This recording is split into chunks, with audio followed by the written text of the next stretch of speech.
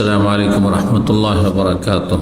بسم الله الرحمن الرحيم. الحمد لله رب العالمين والصلاة والسلام على سيد المرسلين نبينا محمد وعلى آله وصحبه أجمعين وبعد. সম্মানিত শ্রোতা দর্শক মণ্ডলী, আল্লাহ রাব্বুল আলামিন প্রশংসা এবং প্রিয় নবী সাল্লাল্লাহু আলাইহি ওয়াসাল্লামের উপর সালাত ও সালামের পর আজ বৃহস্পতিবার 13ই জামাদাত সানি 1447 হিজরি মোতাবেক 4 ডিসেম্বর 2025 আমাদের ধারাবাহিক প্রশ্ন উত্তর পর্ব নম্বর 116। 10টি প্রশ্ন রয়েছে বিভিন্ন দেশ থেকে আসা। ইনশাআল্লাহ তাআলা সংক্ষেপে উত্তর দেব। আল্লাহ রাব্বুল আলামিন যেন সঠিক কথা বলার এবং মেনে চলার তৌফিক দান করেন। প্রথম প্রশ্ন বলছেন, আসসালামু আলাইকুম শেখ। ওয়ালাইকুম আসসালাম ওয়া রাহমাতুল্লাহ। কেউ যদি সৌদি আরবের প্রথম রমজানে বাংলাদেশ থেকে সফরে বের হয়, সৌদি আরবের প্রথম রমজানে আসরের সময় উপস্থিত হয়, বাংলাদেশ থেকে সকাল 10টার ফ্লাইটে যায়, যেহেতু সেই সময় বাংলাদেশে রমজান না, তাহলে কি সে সিয়াম রাখবে সৌদি অনুযায়ী দিয়ে ফ্লাইটে গিয়ে সৌদিতে গিয়ে ইফতার করবে? হচ্ছে প্রশ্ন ভাইয়ের। আশা করি বুঝতে পেরেছেন যে সৌদি আরবের প্রথম রমজানে এসে সৌদি আরবে পৌঁছেছে আসরের সময়, আর বাংলাদেশ থেকে যখন বেরোচ্ছে সকাল 10টায়, সেই দিন তখন বাংলাদেশে রমজান নেই, কিন্তু সৌদি আরবে রমজান আসছে। যখন পৌঁছিল তখন রমজান আসছে, এখানে লোকেরা ইফতার করবে, তা দেখবে। প্রশ্ন খুব সুন্দর, কিন্তু আমাদের এই ক্ষেত্রে নীতিমালা বুঝতে হবে যে যতক্ষণ রমজান প্রবেশ করেনি তখন রমজানের রোজা রাখা শুরু করা জায়েজ নয়। যতক্ষণ রমজান প্রবেশ করেনি, শুরু হয়নি, ততক্ষণ পর্যন্ত রমজানের সিয়াম রোজা রাখা শুরু করা যাবে না।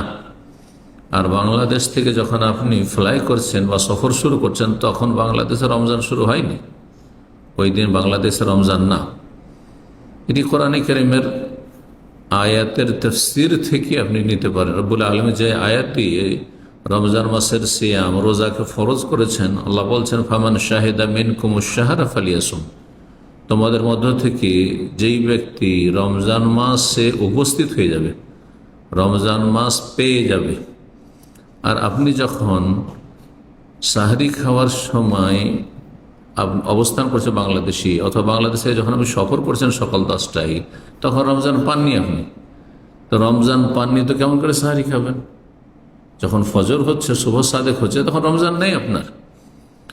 এখানে এসে দেখছেন রমজান হয়েছে, তাহলে আপনি এই সময়ের আগে, রমজান শুরু হওয়ার আগে কি করে রোজা শুরু করবেন? মোটেই জায়েজ নয়, বরং গুনার কাজ, বিদআত, হারাম। জি, তা এখানে এসে লোকেরাকে দেখছেন যে ওরা রমজান না পালন করছে, প্রথম রমজানে তাদের ইফতার করতে যাচ্ছে, তারা ইফতার করবে। আপনি এসে এমন সময় রমজান পেন যে সময় আর রোজা শুরু করার সুযোগ নেই, সুতরাং আপনার রমজান তার পরের দিন থেকে শুরু হবে। রমজান সৌদি আরবে দ্বিতীয় রমজান, আপনার রোজা শুরু হলো একটি। আপনি যদি রমজান মাসেই এখানে আপনি ঈদ করে নেন আর দেখেন যে 28টি হয়ে যাচ্ছে, তাহলে আপনি পুরা করবেন। আর মাস হচ্ছে 29-এর, অথবা মাস হচ্ছে 30-এর আর 29টি হয়ে থেকে গেল, তাহলে মাস যেহেতু 30-এর, সুতরাং আপনি সংখ্যা পূরণ করবেন, একটি কাজা করবেন, একটি কাজা করবেন। কারণ আপনার মাস হয়েছে 30-এর আর আপনার 30 রোজা হয়নি, অথবা মাস হয়েছে 29-এর, আপনার 28 রোজা হয়েছে, আর 28 কোনো মাস হয় না। কিন্তু আপনি রমজানে আসলেন, আর রমজানে উমরা করলেন, আর রমজানে আবার ব্যাক চলে গেলেন, আর ঈদের সময় ঈদের চাঁদ দেখলেন আপনি বাংলাদেশে গিয়ে, তাহলে তো যেমন একদিন পরে ওখানে শুরু হয়েছে, একদিন পরে ঈদ হবে, সুতরাং ওখানে গিয়ে আপনি শেষ করবেন, দেখবেন যে আপনার রমজান পুরো হয়ে যাবে, তাহলে কাজাও করতে হলো না আপনাকে। জি, বারাকাল্লাহু ফিকুম। 2 নম্বর প্রশ্ন বলছেন, আসসালামু আলাইকুম শেখ। ওয়ালাইকুম আসসালাম। বলছেন যে 1 মণ ধানে কত কিলো ধান ওসর দিবে এবং এটার হকদার কে, এটা কাকে দান করতে হবে? জি, প্রশ্নের প্রথম অংশ হচ্ছে যে 1 মণ ধানে কত কিলো দিতে হবে। ধান 2 রকম হয়, সেচ করা এবং বিনা সেচ করা। যদি বিনা সেচের হয় তাহলে 10 মণে 1 মণ, এখান থেকে ওসর নাম পড়েছে, ওসর মানে 10 ভাগের 1 ভাগ। আর যদি সেচ করা হয় তাহলে 20 মণে 1 মণ, 20 মণে 1 মণ। তাহলে যদি বিনা সেচের হয় তাহলে আপনার 40 কিলোতে 1 মণ হয়, তো 40 কিলোতে 4 কিলো দিতে হবে, 10 ভাগের 1 যেহেতু ওসর। আর যদি 20 ভাগের 1 ভাগ হয় তাহলে 2 কিলো দিতে হবে। এটা হয়ে গেল ওসরের বিষয়। এখন শুধু 1 মণ 2 মণ কারো ধান হলে দিতে হবে না, এর জন্য একটা নেশাব রয়েছে, যে নেশাবের কথা নবী সাল্লাল্লাহু আলাইহি ওয়াসাল্লাম হাদিসে বলেছেন। সেই নেশাব বিস্তারিত জাকাতের আলোচনায় শুনে নেবেন। এটার হকদার কে? জাকাতের হকদার যে 8 শ্রেণীর মানুষ রয়েছে, সূরা তাওবার আয়াত নম্বর 60 আল্লাহ ইরশাদ করেছেন, ইন্নামা সাদাকাতুল লিল ফুকারা ওয়াল মাসাকিন ওয়াল আমিলিনা আলাইহি ওয়াল মুআল্লাফাতি কুলুবুহুম ওয়া ফির রিকাব ওয়াল গারিমিন ওয়া ফি সাবিলিল্লাহ। এই 8 শ্রেণীর কথা বিস্তারিত আলোচনা রয়েছে, সেই আলোচনাটি শুনে নেবেন, কারণ অল্প সময়ের এই প্রশ্ন উত্তরে সবগুলি বিষয়ে বর্ণনা করা সম্ভব নয়। 3 নম্বর প্রশ্ন বলছেন যে আসসালামু আলাইকুম শেখ ওয়ালিম সালাতুল্লাহ, আশা করি আল্লাহর রহমতে ভালো আছেন। আলহামদুলিল্লাহ। সম্মানিত শেখ, ফজরের নামাজে ঘুম না ভাঙার কারণে জামাত ছুটে গেছে, সেই নামাজটা যদি মসজিদে না গিয়ে বাড়িতে আদায় করে নিই তাহলে কি কোনো সমস্যা হবে? যদি সূর্য উঠে যায় বা জামাত হয়ে গেছে আর জামাত নেই, তাহলে দ্বিতীয় জামাতের জন্য মসজিদে যাওয়া আবশ্যক না, কারণ আসল জামাত হচ্ছে প্রথম জামাত। আসল জামাত হচ্ছে প্রথম জামাত। অনেক ওলামাদের কাছে দ্বিতীয় জামাত নেই, আর কিছু ওলামাদের কাছে দ্বিতীয় জামাত রয়েছে। কিন্তু দ্বিতীয় জামাত যাদের কাছে রয়েছেও কখনো মনে করবেন না যে দ্বিতীয় জামাতের ফজিলতার গুরুত্ব প্রথম জামাতের মতো।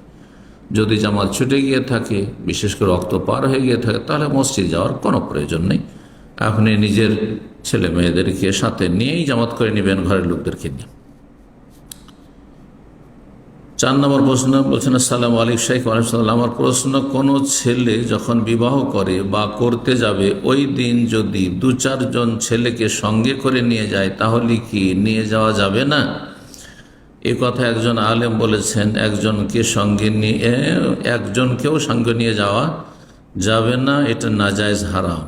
কেন নিয়ে যাওয়া যাবে না? প্রথম কথা, সঙ্গে নিয়ে যাওয়া হচ্ছে এক হচ্ছে সঙ্গে নিয়ে গেলাম আর শ্বশুর বাড়িতে কিছু খেলাম না, তাহলে আপনি 50-100 জন নিয়ে যান, 1000 জন নিয়ে যান, গেলেন বিয়ে পড়িয়ে নিয়ে চলে এলেন আপনি।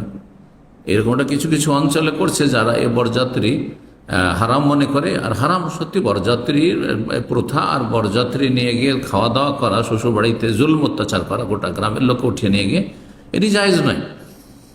তো এক শ্রেণীর লোকেরা, কিছু লোক গেল আত্মীয় স্বজন, আর যাওয়ার পরে বিয়ে পড়িয়ে সুখাসুখি চলে আসলো, খাওয়া দাওয়া করলো না, তাহলে কোনো অসুবিধা নেই, যতই লোক যান না কেন তাদের জন্য বোঝা হলো না। কিন্তু সাধারণত এমনটা হয়নি, গেলেই খাবে আর খাওয়াবে, তাহলে বেশি লোক যাবেন না।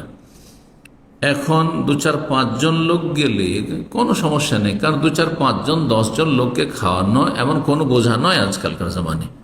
এত অভাব নাই যে 5-7 জন লোককে খাওয়াতে পারবে না, সুতরাং এটা স্বতঃস্ফূর্তভাবে খাওয়াবে। আর যদি কেউ স্বতঃস্ফূর্তভাবে খাওয়ায়, মনের সন্তুষ্টির সাথে, আগ্রহের সাথে খাওয়ায়, তাতে কোনো রকমের কষ্ট না হয়, আর কঠিন না হয়, আপত্তি না হয় তাদের, আর বোঝা না হয়, কুপ্রথা না হয়, তাহলে জায়েজ রয়েছে। 50-100 নিয়ে চলে গেলেন, আর তারপরে তাদের বাড়িতে খাবেন, আর ভালো ভালো খাবার দিতে হবে। বিশেষ তার একটা মান রয়েছে খাবারের, বরযাত্রীকে এই খাবার দিল, সেই খাবার দিল, তারা ছোট লোক, খাবার ভালো দেয়নি। এরা হচ্ছে নিকৃষ্ট মানুষ, এরা হচ্ছে হারামখোর, এরা হারাম খায়। জি, বরযাত্রীর প্রথা জায়েজ নয়, কিন্তু 2-4 জনকে নিয়ে গেলে সবাই খাওয়াবে, যে জামাই এসছে বিয়ে করার জন্য, আর তার সাথে 2-4 জন তার আত্মীয় স্বজন এসছে, সবাই আগ্রহের সাথে খাওয়াবে, এতে কোনো আপত্তি নেই। সুতরাং এটি জায়েজ। একজন কেউ নিয়ে যাওয়া জায়েজ নয়, একাই গিয়ে বিয়ে করে আসতে হবে, এমন কথা হচ্ছে বিরল কথা। এইরকম কথা ওলামারা বলেননি। আর ইসলাম উর্ফ যদি এমন হয় যেটা ইসলামের যে মৌলিক নীতিমালা তার বিরোধী নয়, তাহলে উর্ফ জায়েজ রয়েছে, উর্ফ পালন করা জায়েজ রয়েছে। জি, প্রথা পালন করা জায়েজ রয়েছে। কোন প্রথা জায়েজ না? কুপ্রথা, যে প্রথায় জুলম অত্যাচার হয়, যে প্রথায় আপনি হারাম খাচ্ছেন, আপনি অন্যায় করছেন, জুলম হয়ে যাচ্ছে কারো উপর। 5 নম্বর প্রশ্ন বলছেন, আসসালামু আলাইকুম শেখ ওয়ালাইকুম, একদিনই ভাইয়ের প্রশ্ন, প্রতারণা করলে কোন ধরনের শাস্তি পেতে হবে? প্রতারণা কোন ধরনের পাপ? প্রতারণা করা, ধোঁকা দেওয়া কবিরা গুনাহ। নবী সাল্লাল্লাহু আলাইহি ওয়াসাল্লাম মান গাশশানা ফালাইসা মিন্না, যারা আমাদেরকে ধোঁকা দেবে তারা আমাদের দলভুক্ত না। নবী সাল্লাল্লাহু আলাইহি ওয়াসাল্লাম নিজের দল থেকে বের করে দিয়েছেন, আমার দলভুক্ত না, আমার আদর্শের অনুসারী নয়, গুনাহগার তারা, এবং এটি মুনাফিকের চরিত্র। জি। 6 নম্বর প্রশ্ন বলছেন, আসসালামু আলাইকুম শেখ ওয়ালাইকুম সালাম, আমার একজন আত্মীয় আছে, তারা বেনামাজি, শিরক আর বেদাতে যুক্ত, তার মেয়ের বিয়েতে যদি আমাকে দাওয়াত দেয় তাহলে ওই বিয়েতে যাওয়াটা কি জায়েজ হবে? না গেলেও সে খারাপ পেতে পারে। আমাদের অনেকবার বলেছে আসতে হবে। এখানে কি করা উচিত? যদি কোনো আত্মীয় স্বজন বেনামাজি হয়, শিরক বেদাত করে, কিন্তু তাদের বিয়ের অনুষ্ঠানে কোনো হারাম কিছু না, নারী পুরুষের অবাধ মেশা নেই, সেখানে যৌতুকের হারাম প্রথা নেই, এবং সেখানে ইসলাম বিরোধী কোনো কাজ হচ্ছে না, সেখানে গান বাজনা হচ্ছে না, সেখানে নারী পুরুষের ভিডিও করা হচ্ছে না, এক কথায় শরীয়ত বিরোধী কোনো কাজ নেই, হারামের কোনো আসর নেই, তাহলে জায়েজ রয়েছে।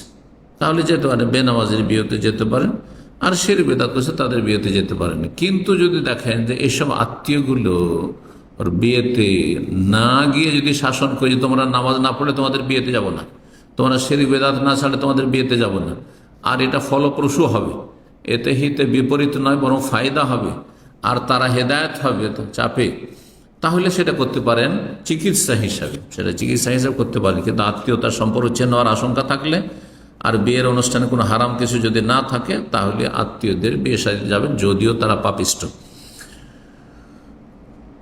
7 নম্বর প্রশ্ন বলছেন, আসসালামু আলাইকুম শেখ। ওয়ালাইকুম সালাম। অনেক মসজিদের ইমাম ফজরের ফরজ নামাজে হাত তুলে দোয়ায় কুনুত পড়ে, এটা কি ঠিক? শেখ আশা করি উত্তর দিয়ে উপকৃত করবেন। যদি গোটা বছর ফজরে দোয়ায় কুনুত পড়ে, তাহলে এটি শাফি মজহাবের ফতোয়া, ফজরের কুনুত এটি বিদাত, এটি সুন্নত দ্বারা সাব্যস্ত নয়, এটি বিদাত। জি। আর যদি মাঝে মধ্যে মুসলিমদের ওপর বালা মুসিবত এসছে, জালেমের জুলম অত্যাচার হচ্ছে, এই জন্য কোনোতে নাজেলা করছে, তাহলে সেটি সুন্নত। নবী সাল্লাল্লাহু 1 মাস করেছেন, তারপরে ছেড়ে দিয়েছেন। 8 নম্বর প্রশ্ন বলছেন, আসসালামু আলাইকুম। আমি যখন গর্ভবতী ছিলাম তখন আমি রমজানের সিয়াম রাখতে পারিনি, অসুস্থতার কারণে সিয়ামগুলো কাজা করেছিলাম। সন্তান জন্ম দেওয়ার পরও যখন বাচ্চাকে দুধ পান করাতাম তখনও সিয়ামগুলো রাখতে পারিনি। এখন আবার রমজান মাস এসে পড়েছে, শেখ আমি কিভাবে পূর্বের 2 মাসের সিয়াম কাজা করব এবং এই রমজানের সিয়ামগুলো রাখতে চাচ্ছি? ইনশাআল্লাহ আমাকে দয়া করে বলবেন আমি আগের সিয়ামগুলি কিভাবে রাখবো, নিয়ত কিভাবে করব? কাজার নিয়ত করবেন, কিন্তু যেহেতু 2 মাসের কাজা হয়ে গেছে আর সময় ঘনিয়ে চলে এসেছে, যদি রমজানের আগে যত রাখতে পারে রাখবেন, 2 মাস যদি না পারেন, এই ছোট দিনগুলি চলছে, এখন শীতকাল চলছে, ঠান্ডার সময় রেখে নেন। আর যদি সবগুলি রাখা সম্ভব না হয়, তাহলে তার পরের বছর রমজান পার হয়ে যাওয়ার পরে যখন ছোট দিন হবে, আর ওর মধ্যে রেখে বেশি বিলম্ব না করে যত তাড়াতাড়ি সম্ভব করে নেবেন।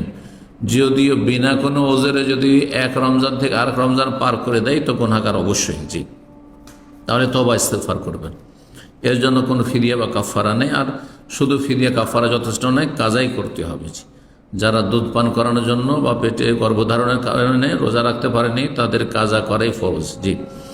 9 নম্বর প্রশ্ন বলছেন, আসসালামু আলাইকুম শেখ। পরিবার পরিকল্পনার স্বাস্থ্য কেন্দ্রে চাকরি করা যাবে কি? না, যাবে না।